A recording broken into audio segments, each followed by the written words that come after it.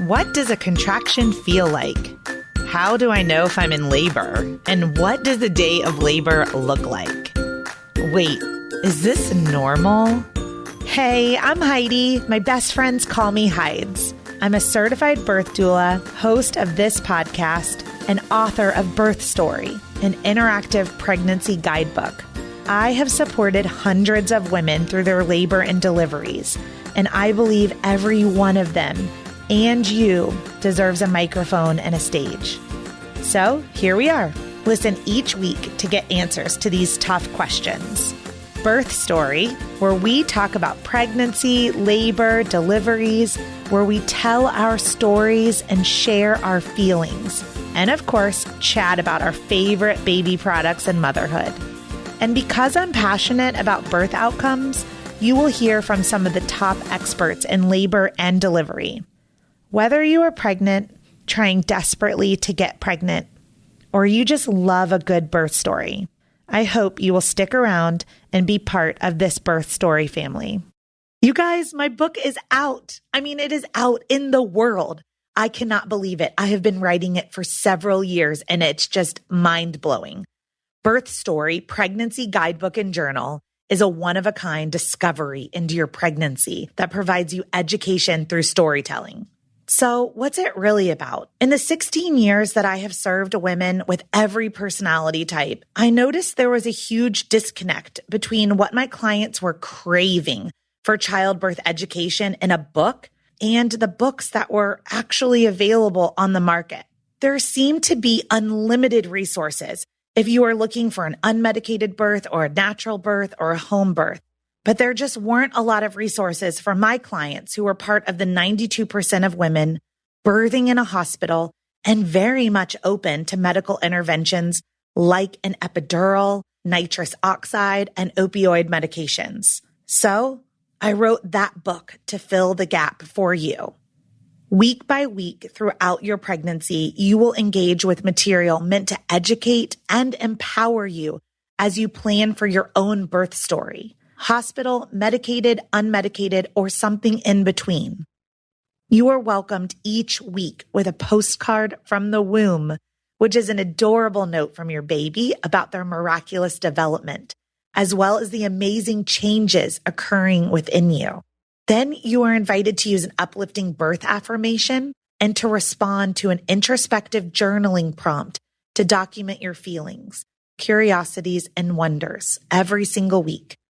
With room to memorialize your own birth story, this book will become a memory keeper and a legacy gift for your baby. You are encouraged to read one of my favorite birth stories each week, filled with childbirth education, tidbits, and explanations of important medical terms and procedures. These are real-life accounts shared with permission from the births that I've attended during my career as a doula. And I gave you a great mix. In the 42-week guide to your pregnancy and 42 birth stories, 7 of them end in cesarean section. About half are unmedicated and the other half are medicated deliveries. This is a judgment-free book. So take what you need from each element and leave the rest. Okay, are you ready to buy?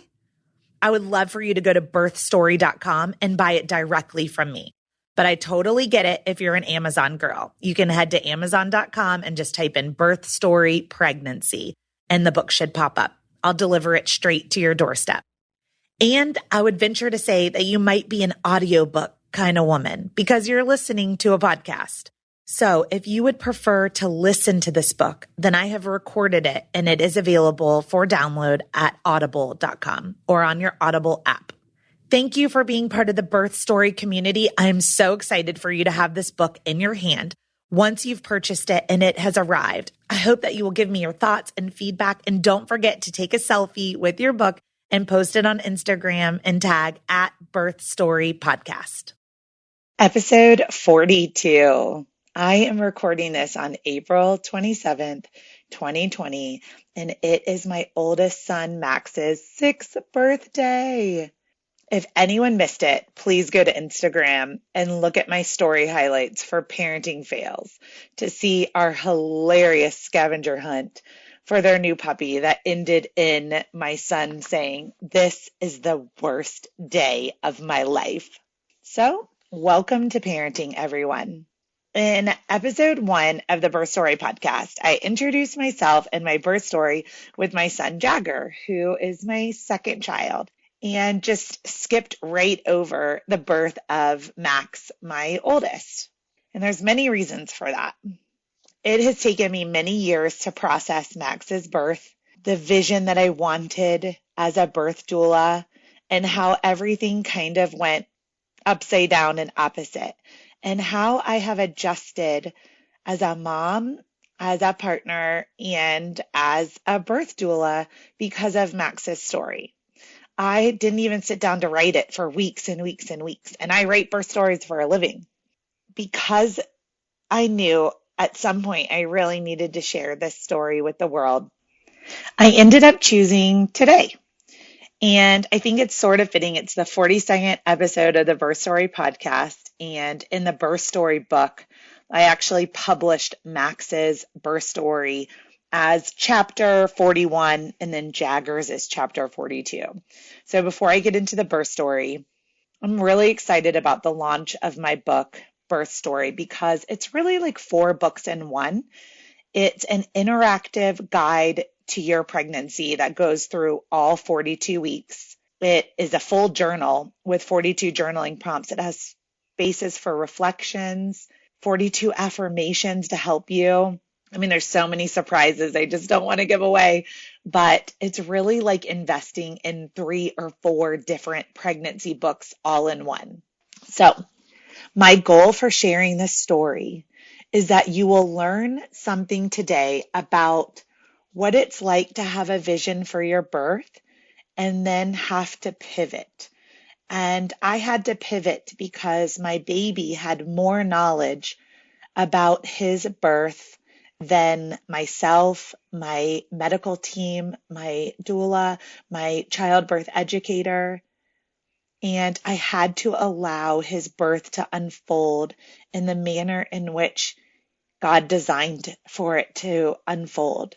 And we worked together over many, many days. So I share this with you in hopes that you will remember my story if your story unfolds and your vision too has to pivot, so that you still will walk away with a positive outlook and a beautiful birth, even if it looks different than what you had planned for it to be. And then I hope you'll buy my book and get all of the details on 42 different stories that are education through storytelling. And let me tell you, as you read each story and you're like, what is that? And what is that? The interactive guide to pregnancy part comes in because I'm teaching you with pop-outs all along the way what all the terms are. So the book is intended that you take what you need from it and really leave the rest behind. The same is with the story I'm about to share. April 27th, 2014. Dear Maximus Danger, I love you, bug. As a birth doula, I thought I had been writing my birth story for many years prior to getting pregnant with you. The moms that I supported were listening and learning from me as they labored, but really, I was the one listening and learning. I had the tools to help each of them in special ways, but I never understood the challenges that my doula clients faced or what they were experiencing until I became pregnant myself. Long before I became pregnant, I concluded that everyone experienced labor and delivery in a unique way. One thing that I knew for sure, the moms who avoided medical interventions had much better outcomes and experiences. So, when your dad and I learned I was pregnant, we teamed up and committed to a natural childbirth through the Bradley Method training, and our instructor was one of my great friends, Jamie McCullum. I had been with the same OBGYN since I was 18 years old. Now, 35, I made the difficult decision to leave the large practice and the large delivering hospital for an experienced midwife and delivering at a smaller, more intimate hospital. A lot went right in my labor and delivery, and I attribute the glorious moments of childbirth to that single decision and to my amazing midwife Sage. I was 35 years old in perimenopause, and my periods were non-existent at best. I had used progesterone to ovulate. I will never forget that smiley face on the ovulation stick as I grabbed your dad. Just 8 days later, I had a positive pregnancy test. I counted ahead 266 days of pregnancy from the date of conception, and I arrived at my guest date, April the 6th. Pregnancy was not easy for me. I spent the first 20 weeks very sick with nausea, fatigue, raging headaches, heart palpitations, and pretty minor incontinence. I was afraid to keep playing soccer, and I easily gained 60 pounds. I was so uncomfortable that I couldn't make it to work after 36 weeks. After week 41 of pregnancy came and went, things really went downhill for me. I had been home for 5 weeks on pre-maternity leave, and I was just ready to meet you. So I disregarded all of my doula training, and I went on a mission to go into labor. Each day started with a 2-mile walk. I went to the chiropractor and the acupuncturist daily. I hooked myself up to the breast pump several times a day. I rubbed my belly with labor oil. I squatted and bounced and did hip circles on the birthing ball. I took long baths and practiced my hypnobirthing. Your dad and I had sex. I ate spicy food, inserted evening primrose oil, and drank red raspberry leaf tea. I did this on repeat every day. On the evening of Wednesday, April 23rd, something changed. I was now 42 weeks and 3 days along. I was driving to acupuncture, and the Braxton Hicks I had been having for a month were suddenly in a pattern. I could actually feel them start, peak, and stop. It was so mild, I really had to pay attention. But for the first time, it felt like a wave was surging. This was just what I was expecting from my self-hypnosis. I woke up every hour to pee that night, and at 2 a.m. I was feeling very crampy, like my period had just started. The cramps woke me up every 30 minutes. At one point, I thought I felt something wet in my underwear, so I got up to pee. I was losing my mucus plug and having some light bloody show. I texted Auntie Samantha, who was my doula, albeit not officially trained, at 4:30 a.m. to say the labor was beginning. The contractions increased into a nice pattern, 15 minutes apart. I was able to sleep through them. I woke up your dad at 5:30 a.m. and told him I was in early labor. I was in and out of sleep until 7 a.m. I went to the chiropractor and acupuncturist with your Nana Jane. By noon, the contractions were 10 minutes apart. Nana Jane had to drive home from acupuncture because I was starting to lose concentration. When I got home, Sam had arrived and your dad had returned from school. I tried to control the pace of labor by using the breast pump. Then Sam and I went for another 2-mile walk with Auntie Laurel. Contractions were sporadic during the walk, anywhere from 9 to 17 minutes apart. This was the first time I thought, I'm in prodromal labor. I was scheduled to have a non-stress test that day with the midwife, but I skipped it. And I was hoping I was going to go into actual labor. I decided to just try and ignore the contractions and see what happened. My contractions slowed down when I slowed down and ignored them. We watched a movie. I wanted the room dark and cold, and while the contractions kept coming, they really started to space out the more I relaxed. They never got stronger. So there I was, 42 weeks and 4 days along in prodromal labor and I had skipped my non-stress test. We went for a walk again at 7:30 p.m., and I took another bath. By 9 p.m., the contractions came to a screeching halt, and I went to bed exhausted, frustrated. I had a few contractions through the night, but nothing more than strong cramps. I slept until 4 a.m. when the contractions picked up again. I ate cereal and called my midwife's office. I wanted to check on you and see what in the world was going on. I was now 42 weeks and 5 days along. The hospital was almost an hour away with traffic, so we left at 6:30 a.m. without an appointment. I was able to see an OB as no midwives were available. I was 1 centimeter dilated and 50% effaced. The doctor felt you and said it seemed like you were about 8 pounds and in a good position. Then the obstetrician announced, "I've swept your membranes," even though I had not consented to this procedure. I left the exam room in tears, feeling completely violated, and I went down the hall for the non-stress test. My contractions were 5 minutes apart on the monitor, but were very mild. Your heart rate was 130 to 160 beats per minute. Everything looked great with me and you, so I went home. The best guess was that I would probably birth you within the next day or two.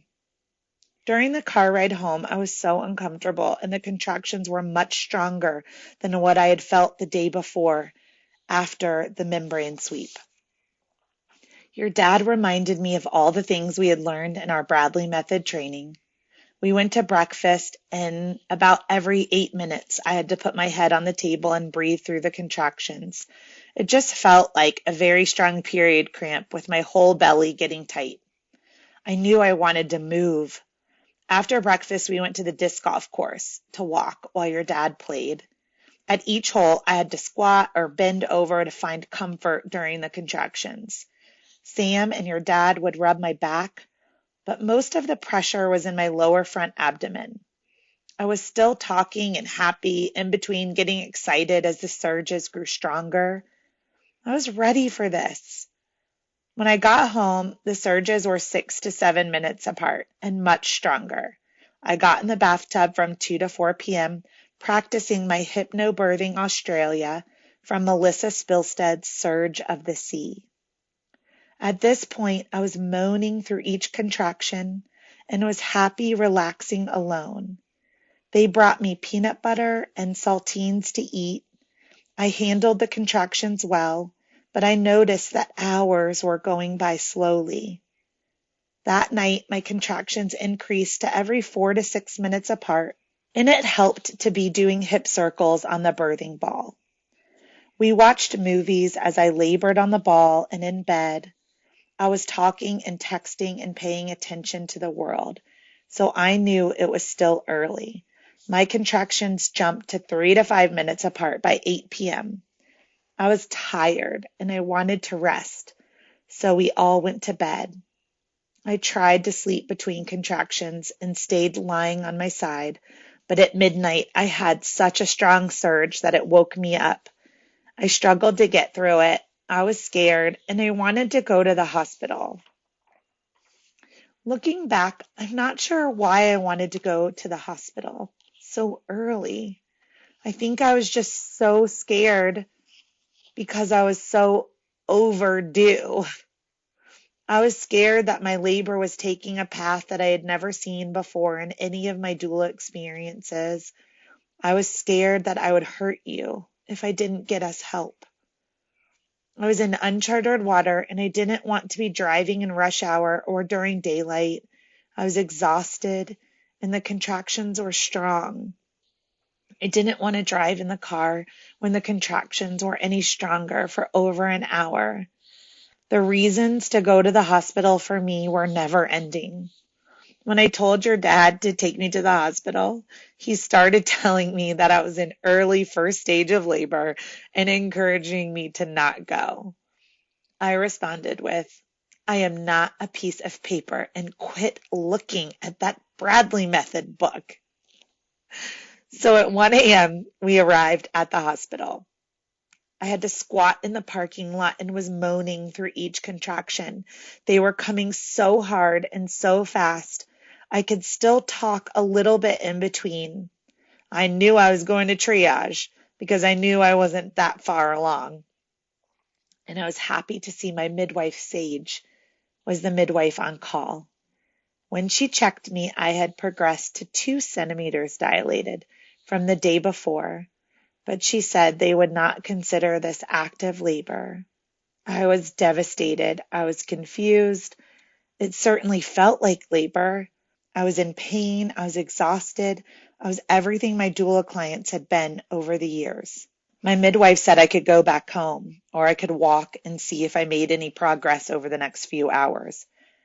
So we walked because I was not getting back in that car.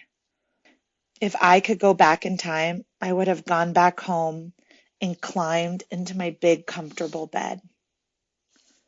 We walked for 2 hours. I was fighting contractions and embarrassment. I was judging myself for showing up too early and being totally wrong about what stage of labor I was in. Mentally, I was losing it, and I knew I had to get out of the hallways and get control. Sage checked me again and said I was still 2, maybe 3. I lost it and started crying. I had prepared myself for 24 hours of labor, but I didn't know how I was going to labor for longer than that. I kept thinking about the one client I had who had a 3-day labor, and all of a sudden, I knew what was happening to me. That was a whole lot of prodromal labor. That was a whole lot of discomfort from a membrane sweep that I had not consented to. Sage read me well and agreed to check me into the hospital. She said to get in the tub, walk, sit on the ball, do anything to relax and see what cervical progress I could make over the next couple of hours. I climbed straight into the tub in the middle of the night. The warm water and jets were amazing. I put on my hypnobirthing album and finally got into the groove. The surges grew in intensity throughout the night as I moaned through each one and rocked my hips and turned my head in circles. I wanted to be alone, but I knew Sam and your dad were right outside the bathroom door. Every now and then they would bring me water, but I was so far into labor that I started to lose the world at this point. I have to defer to Sam and your dad for a lot of the specifics as I just remember feelings. I was working with each contraction well, but I wasn't feeling any new signposts of active labor other than continuing contractions. Sage checked me again before her shift ended at 7 a.m. And again, I had made zero change from the night before. I had progressed from 1 centimeter to 3 centimeters over several days, but the work that it took me to do that was incredible. I was mentally wrecked before active labor even started. After being so exhausted from being pregnant for so long, I said to Sage, "Be honest with me. The baby is too big, right? I can't take much more of this. The baby is not coming out of me. Can I have a C-section?" She sweetly encouraged me and reminded me that you were in fact coming, that you were in fact the perfect size for my body. I know this sounds absolutely absurd, but I lost all capacity to be rational. The contractions were so strong and so on top of each other. I was just barely coping, and all I could think was, I am in pain for no reason. No baby is coming.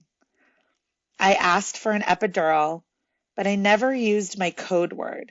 Your dad, Sam, and the nurse reminded me of my birth plan. They encouraged me and basically told me no. The details following this are a major blur, but I just knew I needed God. I put on a playlist of worship music and I started praying. I begged God for strength and to help remind me what was best for you. My team got me up and had me sit on the birthing ball, leaning over the bed. I got into child's pose on the bed for many of the contractions. It also felt good to wiggle and dance with one leg up on the bed while squatting during a contraction. At 9:30 a.m., my friend and massage therapist Annette showed up at the hospital. She brought a special playlist that helped soothe the entire room. Lavender ice cloths were everywhere, and the aromatherapy helped a lot. I was only happy when my earphones were in my ear and everyone was leaving me alone. I got back into the bathtub at 11 a.m. and spent several hours enduring 3-minute apart contractions lasting for a minute. I flipped from left side to right side to sitting up to child's pose in the bathtub. The contractions were coming harder and harder, and I remember that the jets would shut off every 20 minutes or so, making things so much worse. The noise and the pressure of the jets helped distract and ease the pain. At 12:30 p.m., I was given crackers, yogurt, and a popsicle since I hadn't eaten in 2 days. I kept having to get up to pee, so it was really hard to stay resting for longer than 20 or 30 minutes. An hour later, I told everyone that I just wanted my water to break, to release all the pressure I was feeling. They kept giving me the imagery of the Hoover Dam breaking to represent my bag of water, that the dam was comprised of all my fears and desire to control, and I needed to let go of both to have you. I tried, but it didn't work. I am so thankful they never gave up on me when I was giving up on myself. I was just so damn tired. It was April 26th. 2 weeks and 6 days past my guest date. About this time, the nausea set in that lasted the rest of the labor. I'm unsure exactly how many doses of Zofran I asked for, but it was a lot. And it wasn't just nausea. I started throwing up around 1:30 p.m. Saturday, and I threw up until the end. I would throw up and pee at the exact same time because I had lost all control of bodily functions. I forged on, praying to God. Sam and your dad were adamant that I just needed to walk. They knew I had spent so much time trying to relax in bed and in the bath and on the ball, but I needed gravity. As soon as my clothes went on, the hot flashes started. I was sweating and miserable, but I left the room. All of a sudden, there were bright lights and people and so many distractions. But labor was so involved at this point, the contractions just kept coming. Every few steps, your dad would hold me and tell me to squat. I happened to be in the hallway when I ran into Molly, who is my doula mentor. What? She came right over to me, got me into a deep squat, pushed on my hips and sides in a way that offered relief for the first time that no one could offer to me other than a highly trained doula. I knew immediately I should have hired one. My sister and your dad were amazing emotionally for me, but I needed someone that understood how to support my body physically through the surges, like only a doula knows how to do. We ran into the midwife on call, Tina, in the hallway, and everyone surrounded me and cheered me on. Molly, being the angel she was, decided to stay and help me for the rest of my labor. She also was training a new doula named Maggie. God sent me 2 angel doulas that day. With the support of Molly and Maggie, my attitude turned around, and I started to feel like I could relax and let go.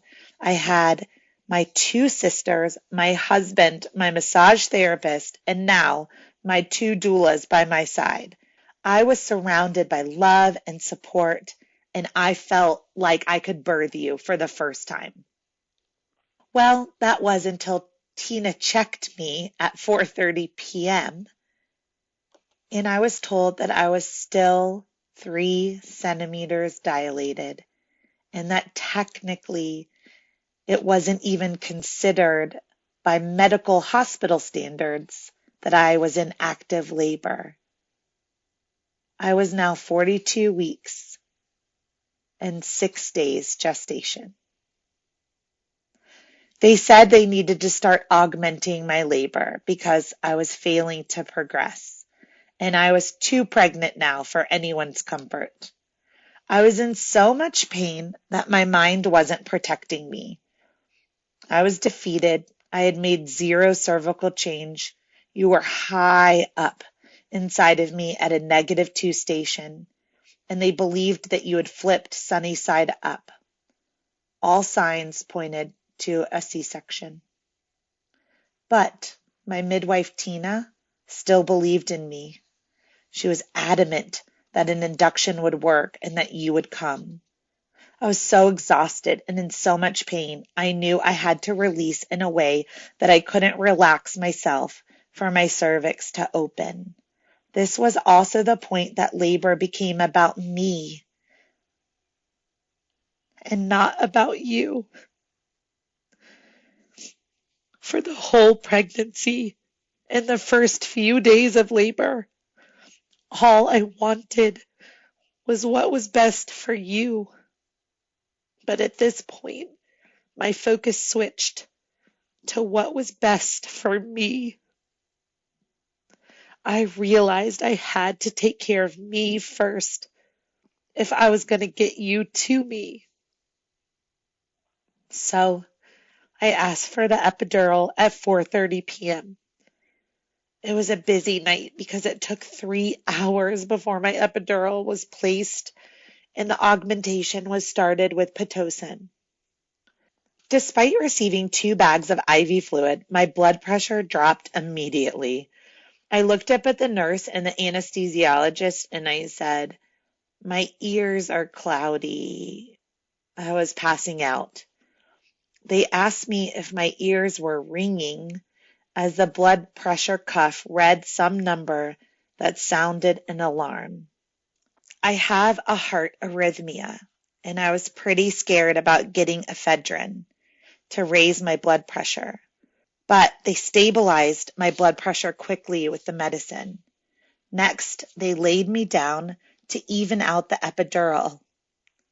Immediately, I felt like I couldn't swallow or breathe. The epidural was placed too high and ended up numbing my lungs and my throat. I kept trying to breathe, but I wasn't sure if any air was getting in because it felt like I was suffocating. So they sat me back up to let gravity pull the medicine down and away from my lungs.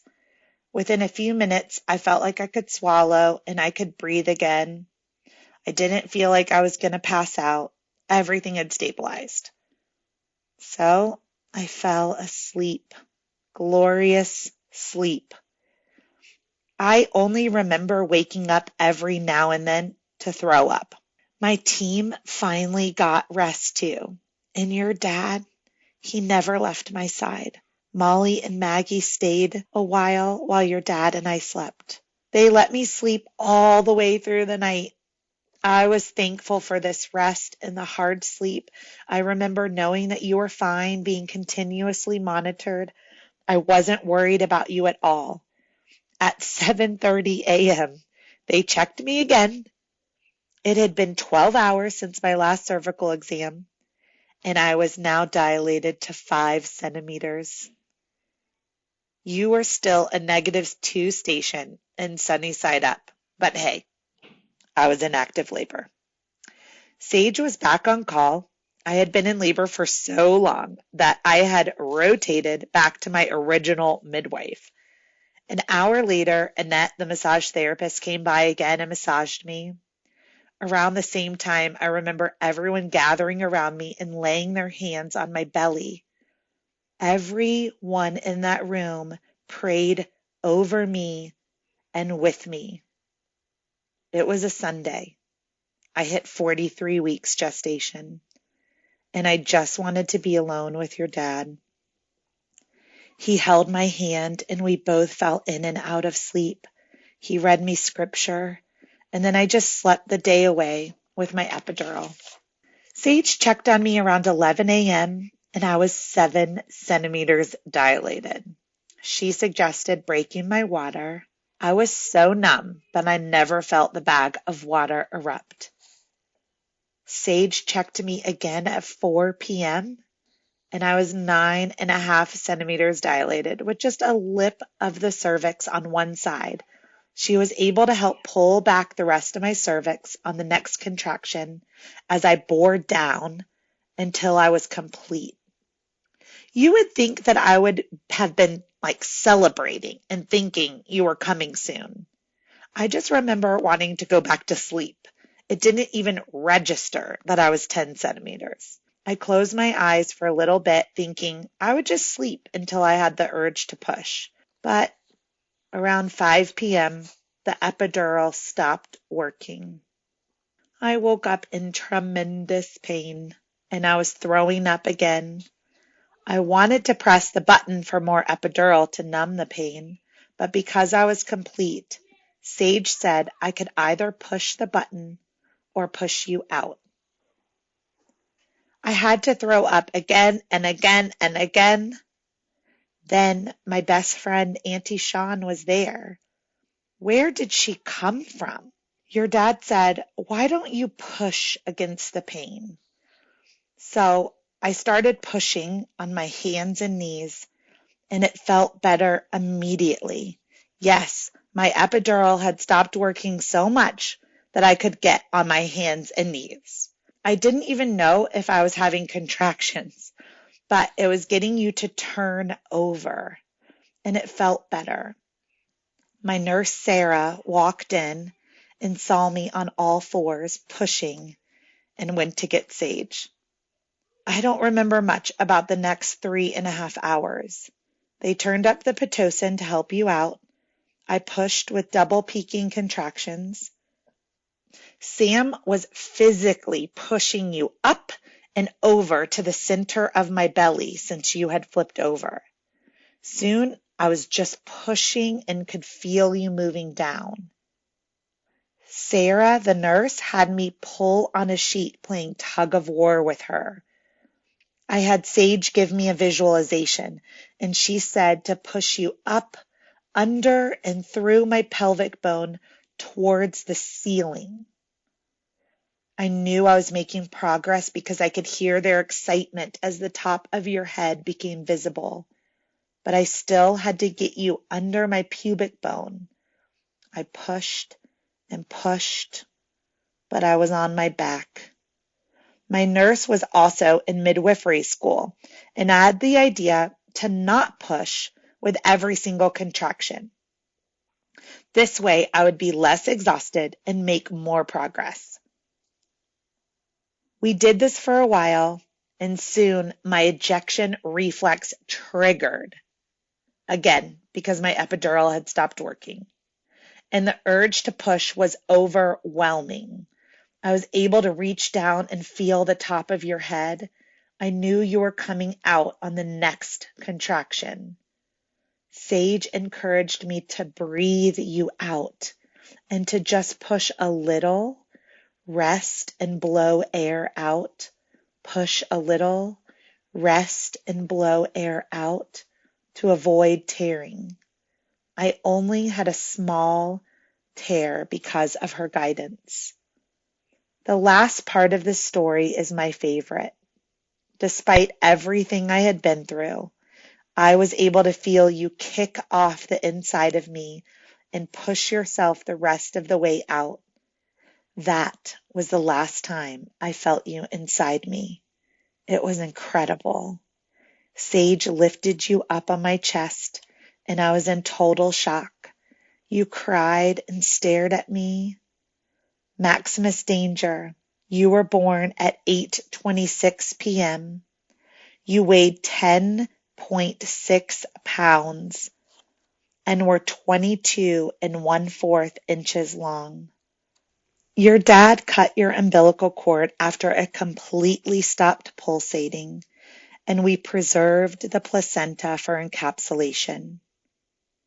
Now detached, I just stared at you and rubbed in your remaining vernix. The nurse, Sarah, pressed hard on my uterus, and I was given Cytotec rectally. I didn't know it at the time, but I was having a severe postpartum hemorrhage, which was a complication from the trifecta: being on Pitocin for so long, having a long labor, and a very large baby.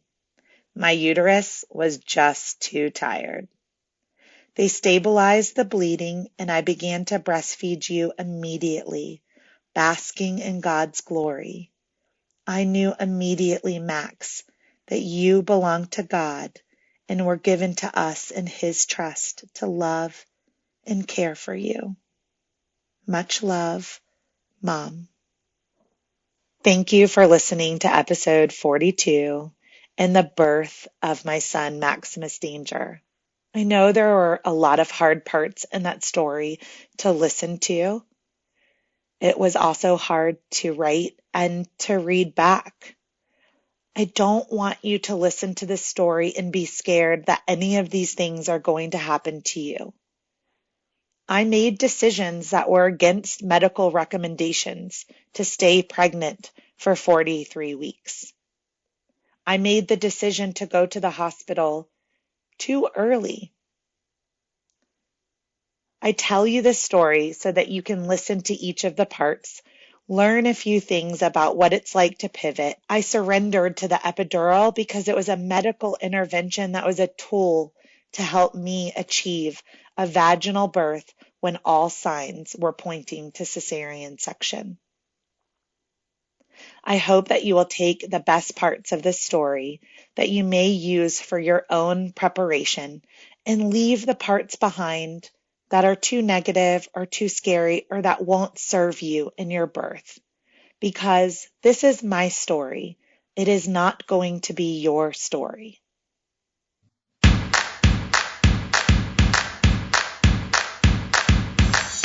Thank you for listening to Birth Story. My goal is you will walk away from each episode with a clear picture of how labor and delivery might go, and that you will feel empowered by the end of your pregnancy to speak up, plan and prepare for the birth you want, no matter what that